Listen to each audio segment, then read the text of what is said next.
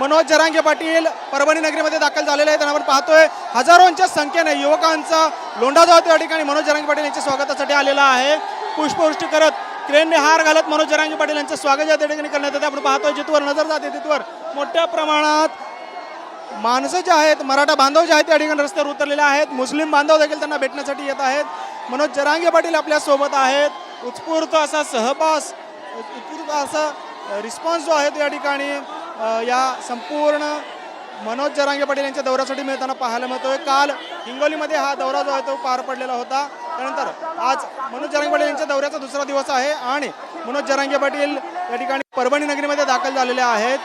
उत्स्फूर्त प्रतिसाद जो आहे त्या ठिकाणी होताना आपल्याला पाहायला मिळतोय। दादा, प्रचंड प्रेम आहे, लहान मुलं सुद्धा या ठिकाणी भेटायला आलेले आहेत। काय वाटतं हे सगळं बघून? काय वाटतंय, काय प्रतिक्रिया हे सगळं बघून? ही आक्रोश आहे, खरं सांगतो मी। माझं थोडंसं डोकं ते पण लय दुखायलंय, त्यामुळे बोलायला थोडा त्रास व्हायला आता। पण ही आक्रोश सरकारनं समजून घेणं लय गरजेचं। आमची इच्छाच नाही राजकारणाकडे जाण्याची। तुम्ही जर छगन भुजबळचं ऐकून आमचं वाटोळं करायचा प्रयत्न केला, आम्ही एकटेच 50-55% राज्यात। इतके वाईट दिवस तुम्हाला उगतील भयानक। सरकारला उभ्या जिंदगीत त्यांनी कधी बघितले नसतील, कधीच बघितले नसते। मला माझ्या जातीशिवाय काही कळत नाही आणि मी जातीपेक्षा कोणाला मानतही नाही। त्याच्यामुळं जर माझ्या जातीच्या लोकांना त्रास व्हायला लागला तर सरकारला सुद्धा पालथं उलथं करायची ताकद एकट्या मराठीत कायमचा कार्यक्रम लागून जाईल। कधीच मराठीवर येऊन जाईल। आता तरी थोडा हिसका झालाय, आता असला हिसका होईल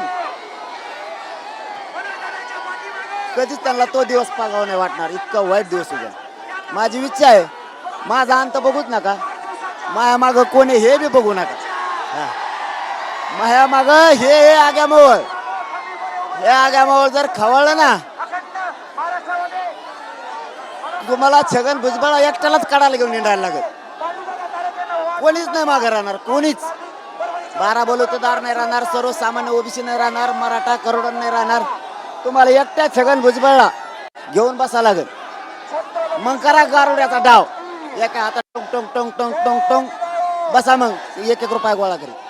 लोकसभेला मोठा फटका जो आहे तो बसलेला आहे सत्ताधाऱ्यांना। आता विधानसभेसाठी आपण इशारा दिलेला आहे काल भाषणातून। काय नक्की राजकारणामध्ये आपण करणार आहात? नाही, मला आणि माझ्या समाजाला राजकारणात नाही जायचं, आमची इच्छा नाही। तुमचं राजकारण तुम्हाला लकला, फक्त शिंदे साहेबांनी, फडणवीस साहेबांनी त्याला बळ देऊन मराठ्याला वाटायला जायचा प्रयत्न करू नका। आता तरी शेव समाज आहे, जर का आम्ही तराला लागलो, तुम्हाला जर दाखवायची ठरली करोडो दिसते ना, करोडो मराठी, त्या टायमाला तुमच्या हातातून वेळ गेलेली असणार आहे, त्यावेळी तुमच्या हातातून वेळ गेलेली असणार आहे। मग तुम्हाला कोणीच नाही राहणार। प्रचंड असा प्रतिसाद जो आहे तो या ठिकाणी मनोज जरांगे पाटील यांना मिळताना पाहायला मिळतो। आपण पाहतोय मोठा जनसमुदाय जो आहे तो मनोज जरांगे पाटील यांच्या या संपूर्ण शांतता रॅलीसाठी इथे एकवटलेला आहे आणि शांतता रॅलीच्या माध्यमातून मनोज जरांगे पाटील हे जनजागृती जे आहे ते करताना पाहायला मिळत आहेत। दादा, काल तुम्ही भावनिक झालात, अश्रू आले आपल्या डोळ्यामध्ये, काय नक्की तो का? सरकारला माझी निष्ठा खपत नाही समाजावर असलेली। मी समाजाला मायबाप मानतो, खपत नाही। मी समाज एकत्र आणला, ही लई जणांची पोटदुखी, काही आमच्या बी लोकांची। काहीला टीव्ही पुढं प्रसिद्धीची सवय आहे, काही अभ्यासक येतं, काही कोणी येतं, असे त्यांना खूप होतं। काही फुटलेत सरकारचं ऐकून आमिषापोटी, ते बदनाम करायला निघाले। सरकारनं मला उघडं पाडायचं ठरवलं आणि समाज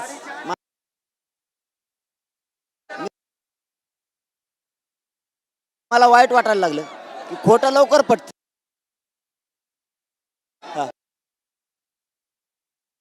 लवकर पटतं। हे खोटं नाटक काही आणतील, सरकार मला समाजापासून तोडणार आहे। त्यांना माहिती आहे हे पोरग जर बाजू सरकलं तर मराठ्यांचा विषय संपला। आपण आरक्षण द्यायची गरज नाही, काहीच नाही. याला संपवा, याला एकटं पाडा, याला उघडं पाडा, याला संपवा. माझा मराठा समाजात जीव आहे. मला वाटतंय हातातोंडाला आलेला घास सरकार घालल, म्हणून समाजाला माझं आव्हान आहे. एकही नेता आपल्या बाजूने उभा नाही राहिला मराठ्याचा तरी भ्यायचं नाही. किती खोट्या केसेस झाल्या तरी भ्यायचं नाही. किती दहशत पण आणलं आपल्यावरती तरी मराठ्यांनी ताकदीनं घराच्या बाहेर पडायचं. जसं आता बघा तुम्ही परभणीत काय झालंय, शहरातले मराठे सगळे घराच्या व्यावसायिक सगळे डॉक्टर, वकील, शिक्षक सगळेचे सगळे शेतकरी मराठे बी बाहेर पडले. तरी आमचा 50% विठुरायाच्या दर्शनाला पंढरीच्या गेलेला, काही शेतात तरी मराठी ताकदीनं उसाळ. मला समाजाशिवाय करमत नाही, समाजाला माझ्याशिवाय करमत नाही. आमचं मायलेकराचं नातं झालंय, आम्ही एकमेकाचं दुःख नाही बघू शकत. ह्यो समाज मला दिसला की मला हत्तीचं बळ येतं, हत्तीचं बळ येतं. पण दादा तुम्ही असं म्हणाल, यापूर्वी देखील तुमच्यावरती अशा पद्धतीचे प्रयोग झाल्याचा दावा केला की तुम्हाला बदनाम केलं जाते, तुमच्या ऑडिओ व्हिडिओ रेकॉर्डिंग व्हायरल केले जात आहेत आणि बदनाम करण्याचा प्रयत्न होतोय. नक्की कोण हा प्रयत्न करतोय? कारण सरकारवर यापूर्वी आलेला कोण करतोय? असं खरंच करतोय. मला बदनाम करायचं, माझे लोक जवळ फोडायचे, त्यांना पत्रकार परिषदा घ्यायला लावायच्या, काही अभ्यासक फोडायचे, त्यांना काही बोलायला लावायचं, संभ्रम निर्माण करायला लावायचा, मला तोडायचं. मी बाद आहे का? मी कोणाचा रुपये खाल्ला का? कोणाचं पद घेतलं का? नाही.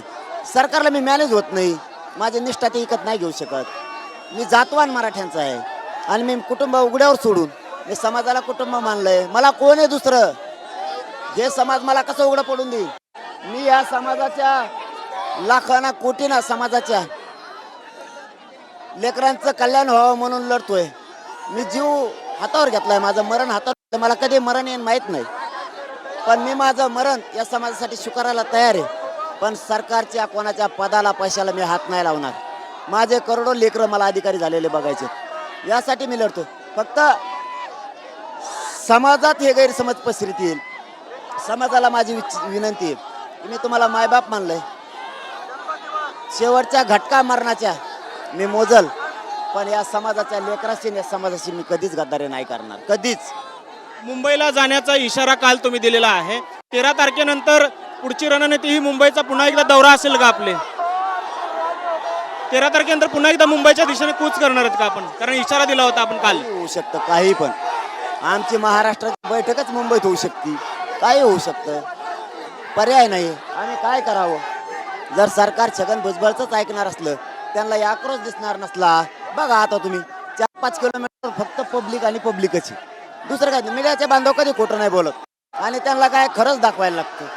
इथं कोणत्या कोपऱ्यात जा तुम्ही, हे सगळं ग्राउंड भरलं, इकडं बी हे मागं उभं राहा जागा नाही, ग्राउंडला नाही. आपल्या कॅमेरामॅनला खरंच माझी विनंती, सरकारला तरी असेल 62च्या पुढं ते झाडावर मिळाला. हे लेकर 3 वर्ष असेल फक्त या लेकराचं वय, तरी ही आक्रोश सरकारला करणं गरजेचं आहे. म्हणून मला सरकारचा राग येतोय. आमचे 3-3 वर्षाचे लेकर माय मावल्या सरकार करत, त्याला हे आक्रोश दिसत नाही का? 450 पेक्षा जास्त लोक कुंकू पुसले का? दुसऱ्यांसाठी गेले तरी आमच्यावरती अन्याय ही मला सहन नाही होत. माझ्या मराठ्यांना दिलेला त्रास मला सहन नाही होत.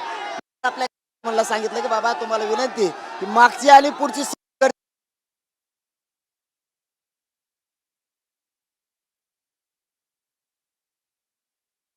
काय चीज आहे मराठा कळायला वेळच नाही लागणार, समाजाला वेळच नाही लागणार.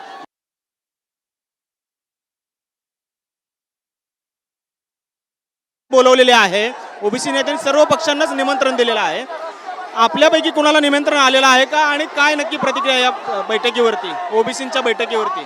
आम्हाला निमंत्रण फेमस काय नाही, आम्हाला ते देत बी नसतात. त्यांना फक्त छगन भुजबळ लागत नाही. छगन भुजबळ असला का बस झालं, त्यांचं भागलं असं आहे. आणि छगन भुजबळ हा मराठ्यांचा वाटोळा करायला निघालाय. काही नेते तो विकत घेतल्यासारखा घेतो आणि त्यांना त्यांच्या विरोधात बोलायला लावतो. ते छगन भुजबळ नाही करीत. देव म्हणले ते 12 बलुतेचा वेगळा प्रवर्ग हे नाही आमच्या विरोधात काम करायला लावतो. एवढं जर मराठा समाज आणि धनगर समाज जर एवढा काढला तर एसटी आरक्षण सुद्धा मिळून जाईल. कशाला आमच्या आरक्षणाला विरोध करताय?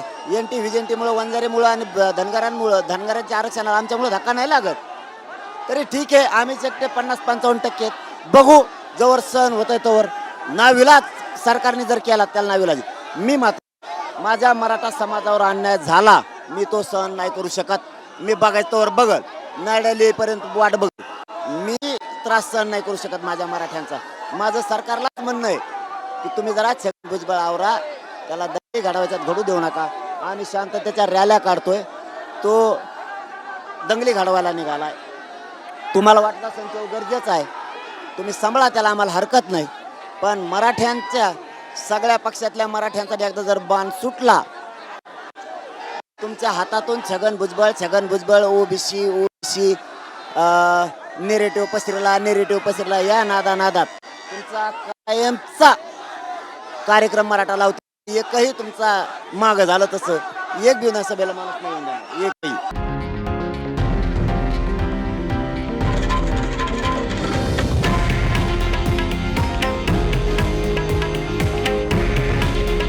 हे आहे देशातील नंबर 1 न्यूज नेटवर्क आणि आपण पाहत आहात TV9 मराठी.